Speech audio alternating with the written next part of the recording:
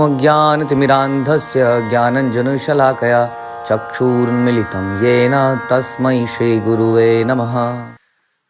श्री चैतन्य चरितामृत अंत लीला चैप्टर 7 चैतन्य महाप्रभु और वल्लभ भट्ट की मीटिंग। प्यार संख्या 13।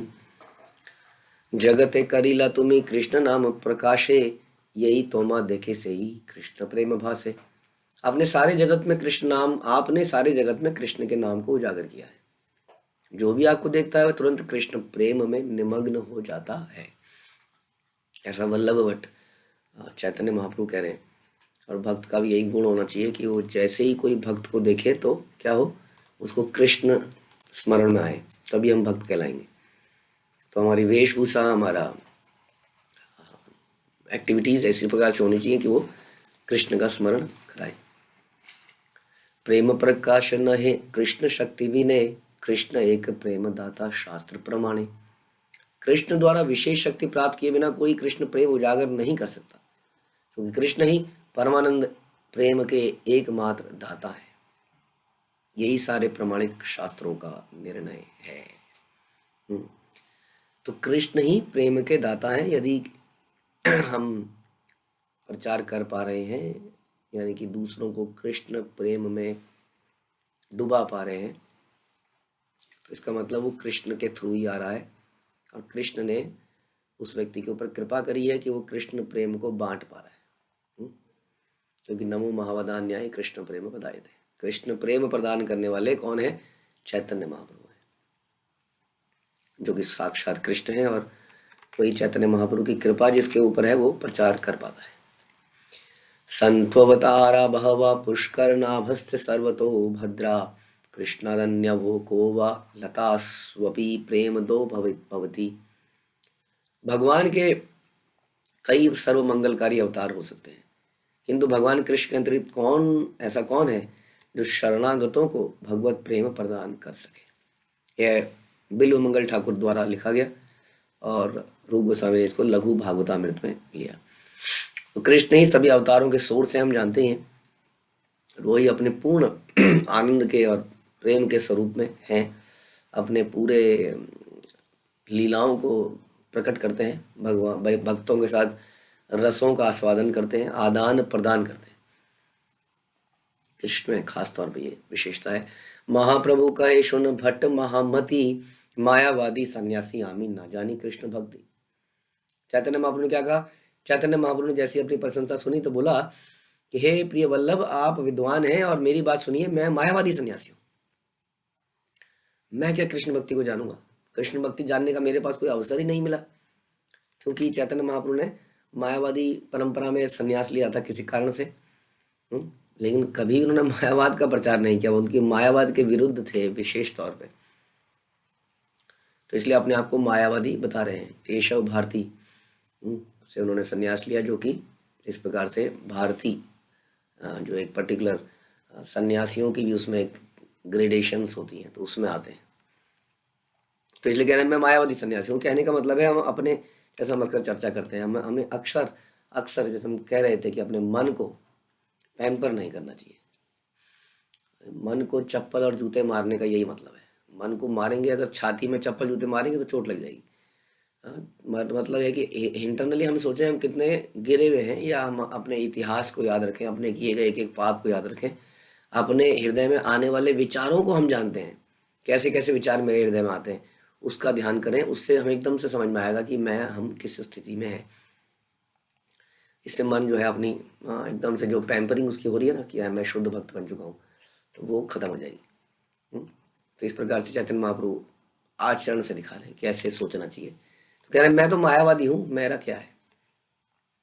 आप इतनी तारीफ कर रहे हैं मेरी। अद्वैताचार्य गोसाई साक्षात ईश्वर, तार संगे अमर हन मन हाइल निर्मल। फिर भी मेरा मन शुद्ध हो गया है, क्योंकि मैंने अद्वैत आचार्य की संगति करी है, जो कि भगवान साक्षात भगवान है। अद्वैत आचार्य महाविष्णु के अवतार है, साक्षात भगवान ही वास्तव में अद्वैत आचार्य। कह रहे मैं एक्चुअली मैं मायावादी हूँ, लेकिन जब से मैंने अद्वैत आचार्य का संग किया है तब से मैं ऐसा हो गया हूँ, कृष्ण कृष्ण बोलने लगा हूँ।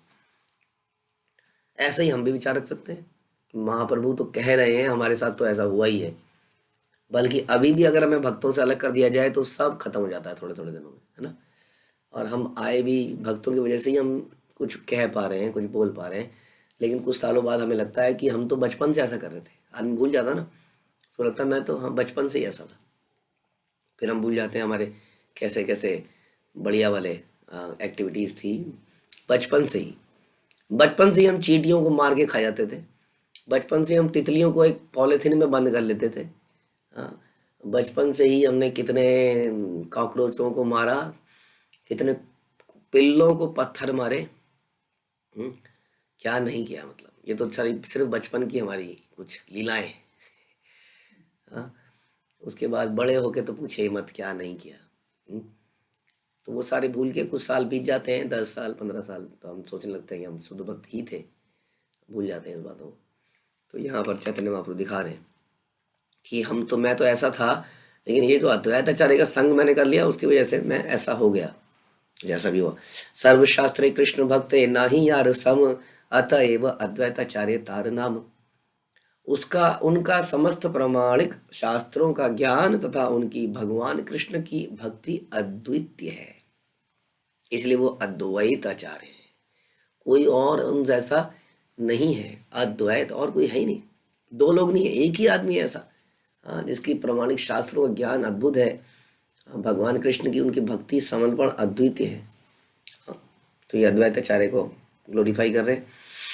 यहाँ कृपाते मले छेर हया कृष्ण भक्ति के कहिते पारे तार वैष्णवता शक्ति। वे इतने महान हैं कि अपनी महिमा से मांसाहारी मलेच्छ यानी कि तक को कृष्ण भक्ति दिला सकते हैं।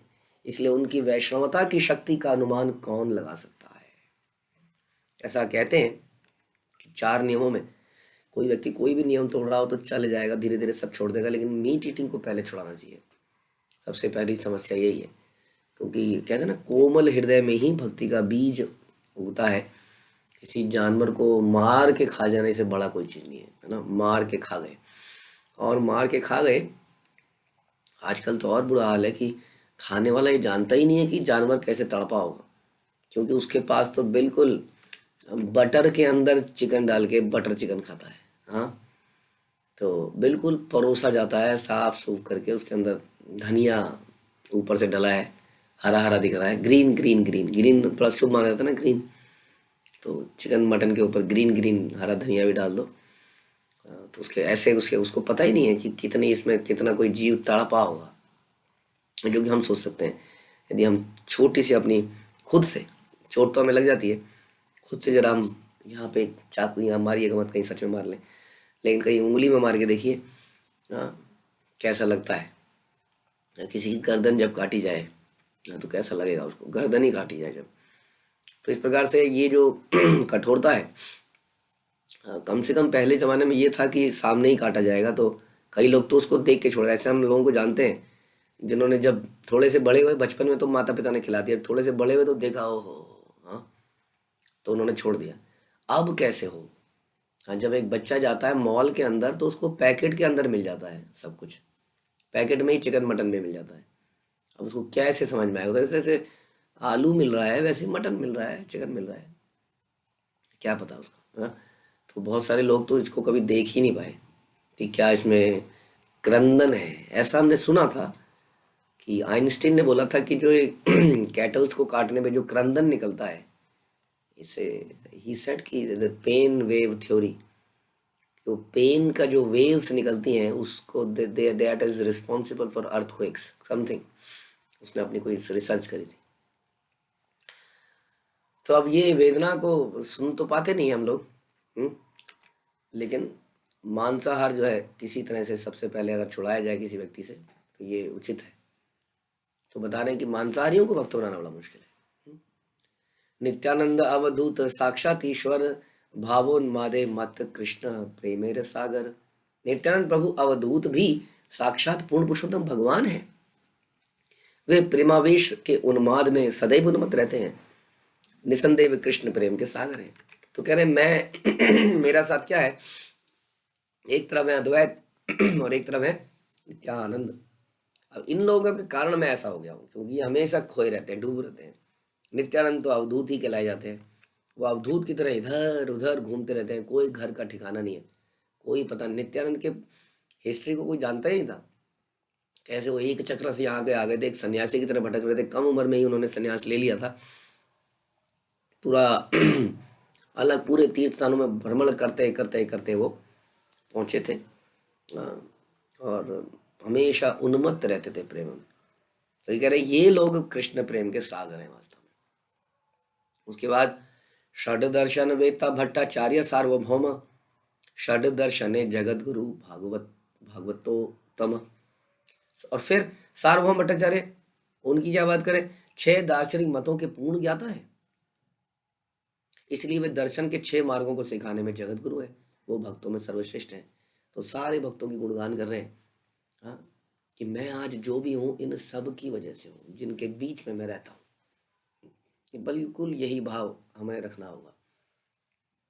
कि हम लोग भी ऐसा नहीं कि कई बार हम लोग कई लोग हैं जो शिला प्रभुपाद को भूल गए हैं, और कई लोग ऐसे हैं जो शिला प्रभुपाद को ही याद रखे हुए हैं। इन दोनों ही विचारों में समस्या है।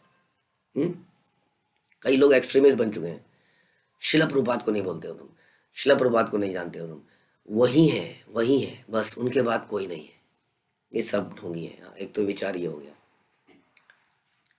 और दूसरा विचार क्या हो गया कि शिला प्रभुपाद क्या है, मैं तो अपने गुरु को जानता हूँ, I don't know who is शिला प्रभुपाद, मेरे को जो भी मिला मेरे गुरु से मिला।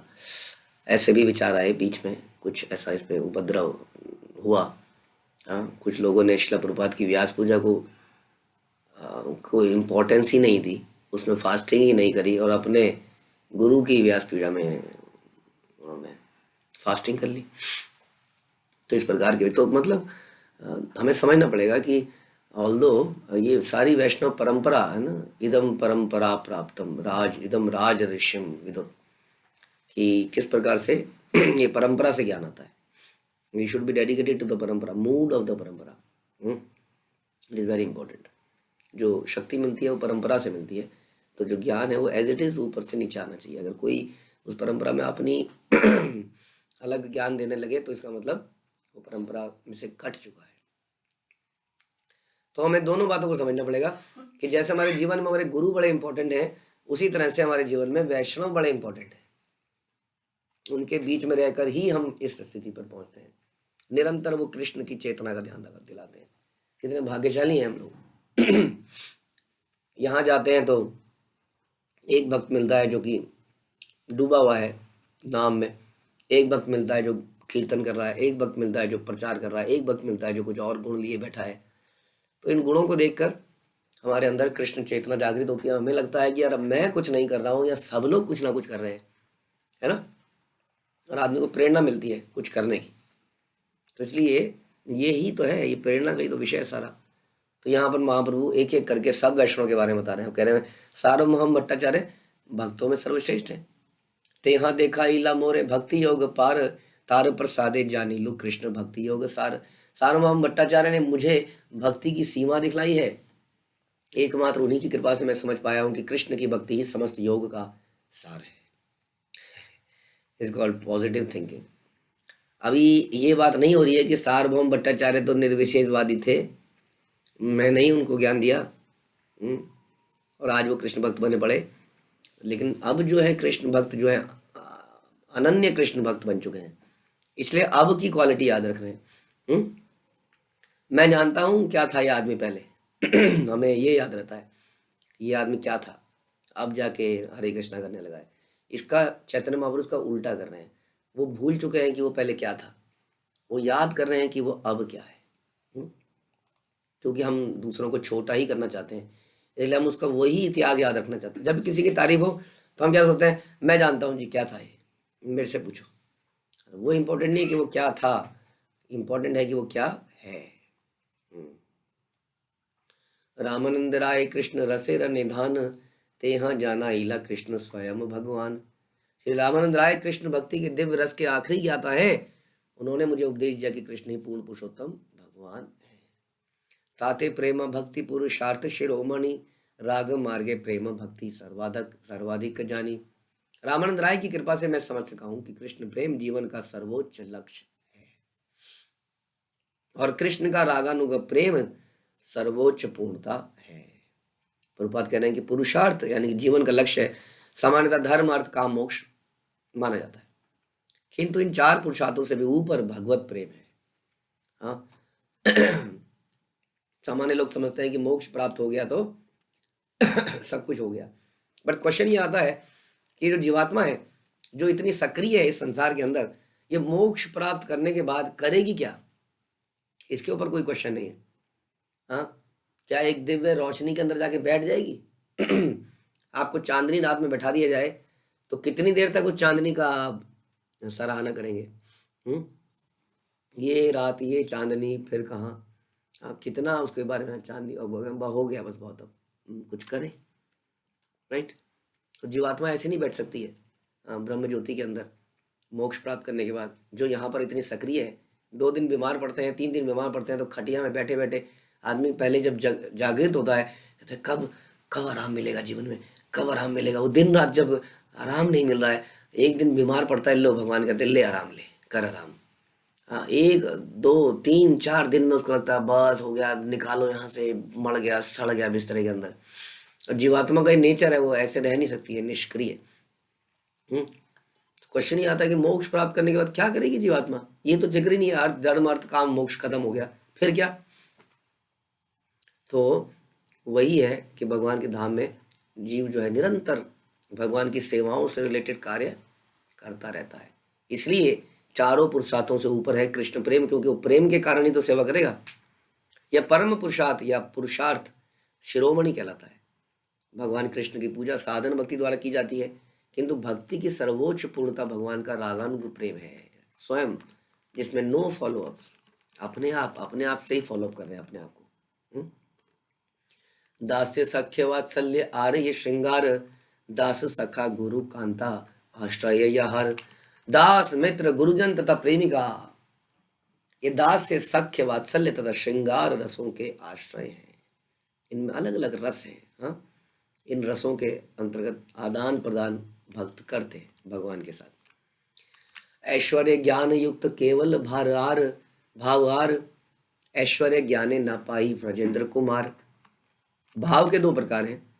भगवान के पूर्ण ऐश्वर्यों के ज्ञान से युक्त भाव ऐश्वर्य ज्ञान युक्त कहलाता है।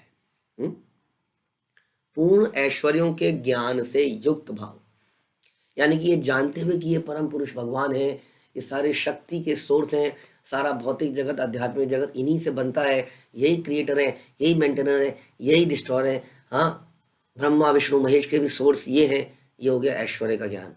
इस ज्ञान के साथ इति मत्वा भजन्ते माम, हाँ तो वो क्या है? वो है ऐश्वर्य ज्ञान युक्त भाव, जानते हुए।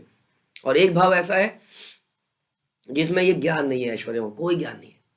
हाँ है ना। हम किसी व्यक्ति को कई बार इसलिए प्रेम करते हैं क्योंकि बड़ा इंपॉर्टेंट व्यक्ति है। हाँ हमने देखा है ऐसा कई बार, बड़ी छोटी सी बात है लेकिन ऑब्जर्वेबल है। जैसे माना हम लोग कोई कांग्रीगेशन का सीनियर व्यक्ति है, आप देखेंगे छोटे छोटे बच्चे ना पहचान ले लेते हैं कौन व्यक्ति सीनियर है। छोटे से बच्चे वो जाएंगे उस आदमी के चारों तरफ नाचने लग, घूमने लग जाएंगे, हाँ प्रभु जी, हंसने लग जाएंगे, प्रणाम प्रभु जी, प्रणाम प्रभु जी। और उस व्यक्ति ने 2-4 प्यार से बात कर दी तो, लेकिन जैसे ही वो देखेंगे कि कोई और सीनियर व्यक्ति किसी दिन आ गया वहां पर, एरिया हेड आ गया, और सब उसको आप देखेंगे वो बच्चे उसके आस, हमने तो ऐसा देखा होते हैं, उसके आसपास घूमने लगते हैं थोड़ी देर में। अगर वो प्यार से, बच्चों को पता लग जाता है हाँ ये अब सीनियर है यहाँ पर। तो कई बार जो हमें प्यार दिखता है समाज में, वो प्यार पोजीशन का होता है हमारी, क्योंकि हम लोग एक पर्टिकुलर पोजीशन पे हैं। लेकिन कुछ लोग ऐसे प्रेम करते हैं जिनको पोजीशन से कोई मतलब नहीं है। हाँ वो स्वतः, उसको कहते हैं भाव, इसको बताया गया निष्कलुष भाव। इसमें कोई ऐश्वर्य का ज्ञान नहीं है। यानी कि हमारे जो सरेंडर है, ये सरेंडर छोड़ दीजिए, प्रेम की बात कीजिए। तो जो प्रेम है जब वो ऐश्वर्यों से नहीं जुड़ा हुआ है, राइट। जैसे फॉर एग्जाम्पल एक माता है, आप अगर ये कहें कि माता जो है अपने एक बच्चा उसको आईएएस ऑफिसर बन गया और एक नॉर्मल क्लर्क रह गया, अब वो अपने आईएएस ऑफिसर बच्चे से ज्यादा प्रेम कर रही है, तो ये हो गया कलुष के साथ प्रेम, ये ऐश्वर्य के ज्ञान के साथ प्रेम हो गया। लेकिन एक माता के लिए दोनों बच्चे अगर बराबर हैं तो निष्कलुष प्रेम हो गया, जिसमें उनको मतलब नहीं है कि ये क्या बन गया। She wants to serve both of them. खाना खाया तूने? हाँ, दोनों से पूछ रही है।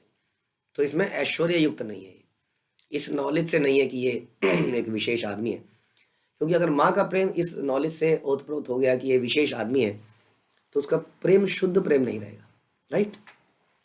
इसलिए कई बार लोग कहते हैं ना कि भगवान अपना विश्व रूप क्यों नहीं दिखा देते, भगवान अपना नरसिंह रूप दिखा दें, सारा संसार एक ही दिन में भक्त। लेकिन ऐसा भगवान चाहते कि वो कलुषित प्रेम हो जाएगा, वो ऐश्वर्य युक्त हो जाएगा, ऐश्वर्य ज्ञान के साथ हो जाएगा। देखिए भगवान निष्कलुष प्रेम चाहते हैं, हर कोई चाहता है एक्चुअली, भगवान नहीं, आप सोच के देखिए जरा इस बात को। आपका कोई भी संसार में जैसे आपको पता चलता है ना ये मेरे से इसलिए प्रेम करता है क्योंकि मैं इस पोजीशन पे हूँ, मेरे पास ये पावर है, या मेरे से इसका ये काम निकल जाएगा, मेरे बच्चों का कल्याण हो जाएगा, उनकी शादी हो जाएगी, या ये हो जाएगा, वो हो जाएगा, नौकरी लग जाएगी, या जो भी है। तो आदमी को जब ये पता चलता है तो उसका हृदय उसके मतलब वो भाव नहीं रहता, वो जानता है या इसलिए कर रहा है। और कोई व्यक्ति बिल्कुल निष्कलुष करता है तो आदमी का हृदय में बहुत आप देखेंगे उस फीलिंग को आप महसूस कर सकते हैं, कितना अच्छी फीलिंग है कि वो सामने वाले को कोई मतलब नहीं कि आपकी पोजीशन क्या है, आपकी पावर क्या है, आप उसका काम करोगे या उसका काम नहीं कर पाओगे। वो केवल आपसे इस तरह का व्यवहार करता है बिना आपकी शक्ति के। इसको कहते हैं शुद्ध प्रेम। और इसी में होता है अनभिलाषिता शून्य, कोई अभिलाषिता ही नहीं भगवान आपसे। क्या आप मेरा घर संभाल के रखोगे भगवान, मुझे दुख से निकाल दोगे भगवान, ये कुछ नहीं है, इसमें है ही नहीं, कोई नहीं, कुछ नहीं। तो ये भाव अगर हम पैदा करें इसको शुद्ध प्रेम कहते हैं। तो यहाँ बता रहे हैं कि 2 प्रकार के भाव हैं। महाराज नंद के पुत्र कृष्ण के ऐश्वर्य मात्र के ज्ञान से उनके चरण कमलों की शरण प्राप्त नहीं की जा सकती। नायम सुखाप भगवान देहि नाम गोपिका सुता ज्ञानी नाम चात्म भूता नाम यथा भक्ति मता मिहा। भागवत का श्लोक। माता यशोदा के पुत्र पूर्ण पुरुषोत्तम भगवान कृष्ण उन भक्तों के लिए सुलभ हैं जो रागानुगा भक्ति में लगे। क्यों नहीं दिखते हमको? क्योंकि हम लोगों की भक्ति में ऐश्वर्य का ज्ञान है, अभी हम बिगनर्स हैं, वी आर बिगनर्स। ऐश्वर्य के ज्ञान के कारण हम अपनी चेतना को जागृत कर रहे हैं। हो इस कृष्णस्तु भगवान स्वयं, कृष्णस्तु भगवान स्वयं एते चांस कला पुंसा, सारे अवतारों का सोर्स पता है कृष्ण ही है। ओ अच्छा, कृष्ण ही है क्या?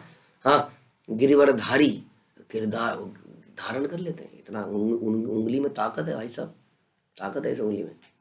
तो हम जैसे जैसे भगवान के ऐश्वर्य का पता चलता है हमारा समर्पण बढ़ता है, which is good, not a problem. लेकिन अभी ये रागानुगा भक्ति नहीं कही जा सकती, क्योंकि अब हम चेतना को जागृत करते हैं, फिर हमें बीच में लगता है ऐसा क्यों किया भगवान ने मेरे साथ। भक्ति करने तो गया था, भक्ति कर रहा था, घर में इतना बवाल हो गया, कैसे करूं भक्ति? हाँ मैं जब भक्ति में लगा तो भगवान को मदद करनी चाहिए ना। हमने सुना है कि हम 1 कदम बढ़ते हैं तो भगवान 10 कदम बढ़ते हैं। कहाँ है भगवान के 10 कदम? ऐसा लगता है भगवान 10 कदम पीछे चले गए। हाँ, कई लोगों को ऐसी शिकायत रहती है भगवान से। तो ये जो है अभी हम ऐश्वर्य से के युक्त भक्ति है। हम जितना जितना भगवान की पढ़ते हैं, इसलिए ग्लोरी, उनकी ताकत शक्तियों के बारे में पढ़ते हैं, क्रिएशन के बारे में पढ़ते हैं, भगवान क्रिएट कैसे करते हैं संसार को। हाँ, तो ये जो है ये भी पहला कदम है, बट ये अंतिम कदम नहीं है। यहाँ बता रहे हैं कि रागानुगा जो भक्त हैं उनके प्रति सुलभ है। किंतु जो लोग मानसिक चिंतक हैं, कठोर तपस्या करते हैं, आत्म साक्षात को प्राप्त करने के लिए प्रयत्नशील हैं, शरीर को आत्मा ही मानते हैं, उनके लिए भगवान दुर्लभ है। यानी कि शरीर को आत्मा मानने वाला तो खैर सबसे नीचे हो गया। इवन जो कठोर तपस्वी है, चिंतक है, लेकिन प्रेम भक्ति में नहीं लगा है, तो उसको भी भगवान सुलभ नहीं है। आत्मभूत शब्द कहे परिषद गण, ऐश्वर्य ज्ञाने लक्ष्मी ना पाइले व्रजेंद्र नंदन। आत्मभूत शब्द का अर्थ निजी संग है, निजी संगी। भगवान के ऐश्वर्य ज्ञान द्वारा लक्ष्मी जी नंद महाराज के पुत्र की शरण प्राप्त नहीं कर पाई। नंद महाराज के पुत्र श्री कृष्ण, और कोई नहीं। टू बी वेरी स्पेसिफिक, कौन से कृष्ण? जो नंद महाराज के पुत्र है, वो वाले कृष्ण की बात कर रहे हैं, आपके घर के किसी बड़े मेंबर की बात नहीं कर रहे, किसी के मामले कृष्ण तो किसी का भी नाम, नंद महाराज के पुत्र, उनकी शरण प्राप्त करने के लिए खास तौर पर वैकुंठ में रहने वाले भगवान की बात नहीं कर रहे हैं, अभी नंद महाराज के पुत्र की बात कर रहे हैं। उसको प्राप्त करने के लिए कह रहे लक्ष्मी भी प्राप्त नहीं कर पाई, क्योंकि लक्ष्मी जी भी भगवान के ऐश्वर्य का पूरा ज्ञान रखती है और इसलिए उस ज्ञान के साथ भक्ति करती है। तो वो ज्ञान के साथ अगर कोई भक्ति करेगा तो जैसे मैंने बोला उसके अंदर वो भाव नहीं आएगा, वो प्रेम का भाव उदय नहीं हो पाएगा, राइट। जैसे कि पत्नी जो है, जब उसके अंदर प्रेम नहीं पैदा है तो पत्नी, खासतौर पे इस्कॉन में शास्त्रों में सुनती है वो पत्नी का क्या रोल होना चाहिए, अच्छा पत्नी को ऐसा करना चाहिए, ओ मेरे मन में विचार नहीं आ रहा ऐसा कैसे करें, फिर वो सोचती है हाँ क्या पोजीशन है इनकी तो ये सोच सोच के जब हम करते हैं, ऐसे हम गुरु है, गुरु के अंदर कमियां दिख रही हैं, फिर हम सुनते हैं शायद ओहो ऐसे देखना नहीं है ऐसे देखना है ना, तो ये सब क्या है, ऐश्वर्य ज्ञान के साथ युक्त है। नायम श्रियोंग उतनितांत रते प्रसाद सर्वे यशिताम नलिन गंध रुचाम कुतो अन्य रासोत्सवेत्स्य भुजदंड गृहीत कंठ लब्धा शिशाम य उद्गाद व्रज सुंदरीणाम। जब भगवान कृष्ण रास लीला में गोपियों के साथ नृत्य कर रहे थे तो भगवान की बाहें गोपियों की गर्दन का आलिंगन कर रही थी। यह दिव्य कृपा ना तो कभी लक्ष्मी जी को मिली ना वैकुंठ के और लोगों को, प्रेयसियों को मिल पाई। यहाँ तक कि स्वर्ग लोक की सुंदरतम सर्वोत्तम सुंदरियों ने भी, जिनकी शारीरिक कांति सुगंध कमल के पुष्पों जैसी है, कभी ऐसी कृपा की कल्पना नहीं करी थी। तो फिर संसारी स्त्रियों के विषय में क्या कहा जाए, जो भौतिक अनुमान के अनुसार अत्यंत सुंदर कही जाती है। स्वर्ग की कन्याएं, लक्ष्मी जी, वैकुंठ में रहने वाले बाकी लोग कभी इस तरह का लाभ नहीं प्राप्त कर पाए, आनंद नहीं कर पाए कि भगवान की बाहें उनकी गर्दन में आलिंगन करें, हाँ, जो गोपियों के साथ भगवान ने किया। शुद्ध भावे सखा करे स्कंदे आरोहण, शुद्ध भावे व्रजेश्वरी करे न बंधन। शुद्ध कृष्ण चेतना में कृष्ण का मित्र कृष्ण के कंधों पर चढ़ जाता है और माता यशोदा कृष्ण को बांध देती है। क्या लक्ष्मी जी ऐसा कर सकती हैं?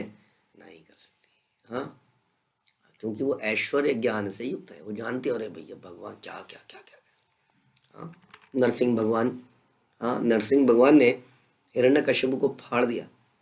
ब्रह्मा जी लक्ष्मी जी कहते हैं प्लीज आप जाइए ना, इस वक्त थोड़ा सा ऐसा लग रहा है कि अगर मैं गया तो मेरे 4 सर के चारों सर उड़ा देंगे, डर लग रहा है, कोई नहीं जा पा रहा है उनके आगे। लक्ष्मी जी क्या कहती हैं, ऐसा रूप तो मैंने कभी देखा ही नहीं था, हाँ मैं नहीं जा सकती, सॉरी। जान रही है ना, ऐश्वर्य को देख रही है। और प्रहलाद, प्रहलाद चले गए, प्रहलाद ने लो क्या करना है बताओ, माला पहना नहीं है, लो माला पहना दी। तो ऐश्वर्य ज्ञान जब हो जाता है तो थोड़ा भय भी रहता है, रिस्पेक्ट भी रहती है। कंधे पे चढ़ना तो इम्पॉसिबल है ऐसे में, हाँ, बड़ा मुश्किल है। ऐसी एक माता जो है गरुड़ स्तंभ के बाद चैतन्य महाप्रभु के कंधों पे चढ़ गई, बताइए, हाँ, जैसे आगे भीड़ लगी हो, दर्शन नहीं हो रहे ना, होता है ना, भीड़ लगी है मंदिर में, गरुड़ स्तंभ कितना दूर है जगन्नाथ जी से, जगन्नाथपुरी में। अब देखना है तो क्या करे, कोई आपके ऊपर चढ़ के देखने लग जाए, अरे मार पीट हो जाएगी वहां पे तो जबरदस्त, घूसे पे घूसा। मेरे ऊपर चढ़ गया तू, कितना मुसीबत हो जाएगी। चैतन्य महाप्रभु के ऊपर वो लेडी चढ़ गई और साथ में खड़े भक्तों को क्रोध आया और औरत को नीचे खींचने लगे। चैतन्य महाप्रभु सबको रोक दिया, रुको रुको रुको रुको, वो पूरे भाव में है इस वक्त। मुझे बड़ा आनंद आ रहा है कि मेरे ऊपर चढ़ गई है। चैतन्य महाप्रभु बड़े प्रसन्न हो गए। लेकिन इसको ट्राई मत कीजिएगा क्योंकि हम इस भाव में नहीं है, बड़ी पिटाई हो जाएगी इसमें जबरदस्त, हाँ। तो अभी जब इस भाव में, नकल नहीं माननी चाहिए एक्चुअली, जब उस भाव में जब तक हम आए नहीं, स्वाभाविक है, कोई स्वाभाविकली कर रहा है वो पिटाई भी खाने को तैयार रहेगा। उसके अंदर मान सम्मान नहीं है ना, उसके 2-4 थप्पड़ पड़ जाएंगे वो, लेकिन कहेगा प्लीज देखने दो ना, आगे जाने दो ना। और हम तो मान सम्मान का देख लूंगा, तेरे कौन है तू, तेरी वर्दी बता, वो ठुल्ला है, नाम बता तेरा, तेरा कौन, तेरा ऑफिसर है, वो फोन मिलाएंगे इधर, तेरे उसके बॉस को फोन मिलाएंगे, कमिश्नर को फोन मिला देंगे, उस ठुल्ले को निकाल देंगे बेचारे नौकरी से। तो हम इस भाव में नहीं है ना, इसलिए उसकी नकल ना हमारे तो अच्छा है, हमें हमारे अंदर है मान सम्मान की इच्छा, ले बच के रहें तो अच्छा है, क्योंकि पिटेंगे तो बहुत बुरा लगेगा और फिर गुस्सा आएगा, फिर अनर्थ होंगे। लेकिन ये भाव बता रहे हैं, जिस प्रकार उस लेडी ने किया या जिस प्रकार कृष्ण के सखाओं ने किया, उनके कंधों पर चढ़ गए, बताइए, भगवान के कंधे पर। पैर तो हम जगन्नाथ गोवर्धन पे तो पैर रखते नहीं हम, हाँ, वो कंधे पे चढ़ गया आदमी। कंधे पे चढ़ने के लिए उसने कहीं ना कहीं पैर रखा होगा ना, कमर पे टिकाया होगा। भगवान जो है त्रिभंग है, तो चढ़ा होगा उस त्रिभंग के, कमर पे पैर रखा होगा, फिर ऊपर जाके चढ़ा होगा कंधे पर, तो पूरी तरह से पैर लगा लोगों के, वो चढ़ गया। तो ये जो है, इस भाव की बात करो। ये माँ यशोदा को देख लो, अब माँ यशोदा भैया डांट ले, बच्चे को समझा ले, बांधता है क्या कोई, भगवान को ही बांध दोगे आप, अपने बच्चे को तो बांधता नहीं है कोई। नहीं, कभी कभी पिताजी गुस्से में क्या करते हैं, कमरे में बंद कर दूंगा इसको। हाँ, वो जाते हैं कमरे में बंद कर, बच्चा रो रहा है, जैसे ही पिताजी बाहर गए माते कुंडा खोल देती है, ले बेटा आ जा, कोई आगे से मत करियो, देख पापा को मत बताइए मैंने खोला था। शाम को जब पापा आएंगे तो फिर कमरे में घुस जाइए। वो नहीं कर पा रही है ना। तो अब माता यशोदा का देखो जरा, वो तो बांध ही देती है और चली जाती है वहां से। तो इस प्रकार से ऐश्वर्य ज्ञान नहीं है कि ये भगवान है, भगवान पता लग जाएगा तो फिर बांध पाएगी, नहीं बांध पाएगी। तो भगवान उस रस को नहीं ले पाएंगे, इसलिए ये वहाँ का भाव है। ये कैसे पैदा होता है, ये पैदा होता है जब हम शुद्ध भक्ति करते जाते हैं, अन्य विलासिता शून्यम, ये सोचते जाते हैं, बिना एक्सपेक्टेशन के भक्ति करते हैं कि भगवान मेरा घर बिगड़े या बने, मुझे इससे कोई मतलब नहीं है, घर के लोग स्वस्थ रहे या मर जाए, मैं स्वस्थ रहूं या मैं मर जाऊं, कोई पर मेरी नौकरी रहे या मेरी नौकरी चली जाए, कोई कांग्रीगेशन में मुझे अपने घर पे खाने पे बुलाए या ना बुलाए या मेरा सम्मान किया जाए या ना किया जाए, मुझे पूछा जाए या ना पूछा जाए। लेकिन मैं आपके भक्ति में, अनन्य भक्ति में लगी रहूंगी, मैं आपके सारे भक्तों की सेवा में लगा रहूंगा। इस प्रकार का जब हम विचार डेवलप करेंगे तो राग पैदा होगा, धीरे धीरे परम अटैचमेंट पैदा होगी और ऐसा भाव आ सकता है। मोर सखा मोर पुत्र यही शुद्ध मन, अतएव शुक व्यास करे प्रशंसन। शुद्ध कृष्ण चेतना में भगवान के ऐश्वर्यों के ज्ञान के बिना ही भक्त कृष्ण को अपना मित्र या पुत्र मान लेता है, और इसलिए इस भक्ति भाव की प्रशंसा सुखदेव गोस्वामी और व्यासदेव जैसे महाजन भी करते हैं। लेकिन वो ये मानता हुआ सेवा करता है। मैं नहीं कहता कि कृष्ण मेरे भाई हैं, कृष्ण मेरी बहन है, मैं जहाँ जाऊंगा जाऊंगी एक लोटे में कृष्ण को लटकाए चलूंगी, टोकरी में, और फिर कहीं पर भी रख दूंगी, फिर देखेंगे दिन में कुछ खाने को मिलेगा तो खिला दूंगी, नहीं तो कृष्ण बेचारे लटके ही रहेंगे पूरे दिन हाथ में। तो ऐसा भाव नहीं है कि मेरे भाई हैं, मेरे वो हैं। भाई हैं, चाहे पुत्र हैं, चाहे मित्र हैं, ये सब लोग भगवान को ही सर्व करना चाहते हैं, लेकिन पर्पस फिर भी यही है। ऐसा नहीं है कंधे पे ही चढ़े रहते हैं अपने घर से जो आता है, उनकी माँ जो देती है वो कृष्ण को दे देते हैं। ये भाव भी तो समझना पड़ेगा। आप कहोगे तो बढ़िया है, कृष्ण के कंधे पे चढ़ जाओ, कुछ भी करो, उनका भाव यही रहता है कि ऐसे कृष्ण को सर्व करें। कृष्ण, जंगल में आग लगी है दावाग्नि पान लीला में जंगल में आग लगी है, कृष्ण कहते हैं सारे लोग आंखें बंद करो और जमीन पे लेट जाओ। बताओ, अभी जब आग लगी थी आदमी सॉरी जब आग लगती है तो आदमी भागता है, तेजी से भागता है, आग से पकड़ ना जाए, मर ना जाए। अब भगवान ने बोला कि लेट जाओ आग बंद करके, और वो लेट जाते हैं। तो ये वही मित्र हैं, ये समझना पड़ेगा, ये इनका भाव इस प्रकार का है। जंगल में राक्षस आ गया वहां पर, जबरदस्त वहां पे क्या क्या चल रही है। लेकिन अब देखिए, हम लोगों को कोई कहता है कि ऐसा है कि भक्तों के साथ रहने के लिए ना आप अपना घर बार छोड़ के जरा इधर आ जाइए, वो कहते हैं ऐसे कैसे छोड़ दूँ, इतने सालों का सेटिंग करी कि ऐसे कैसे कर दूँ। अलग भगवान के साथ क्या हुआ, अरे गोकुल में इतने सारे राक्षस आ रहे हैं, तो उन्होंने क्या किया, अच्छा चलो छोड़ो, सब धंधा पानी सब छोड़ो और चलो वृंदावन। तो गोकुल को छोड़ के वृंदावन निकल गए। तो इस प्रकार से उनका भाव है, चाहे बड़ा हो छोटा हो। इतने सालों से पूजा कर रहे हैं गोवर्धन की, कृष्ण ने कहा कि सॉरी इंद्र की, कृष्ण ने कहा इंद्र की पूजा नहीं करनी है।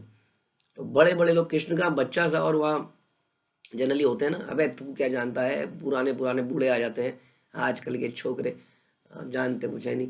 तो ऐसा कुछ नहीं बोला, वहाँ ज्ञानी लोग थे सारे, उन्होंने कहा अच्छा जो कृष्ण बोल रहा है बंद करो पूजा, छोड़ो। तो ये जो भाव है बड़ों का छोटों का, माना वो पुत्र मानते हैं या मित्र मानते हैं, लेकिन भाव कृष्ण को प्रेम और सर्व करने का है। तो इसलिए इसको आर्टिफिशियली इसकी नकल मानना बड़ा खतरनाक हो सकता है। तो ये सारी बातें चैतन्य महाप्रभु वल्लभ भट्ट को बता रहे हैं। तो आगे की चर्चा हम अगले प्रवचन में सुनेंगे। हरे कृष्णा, श्रील प्रभुपाद की जय, श्री चैतन्य चरितामृत की जय, श्री कृष्णदास कविराज की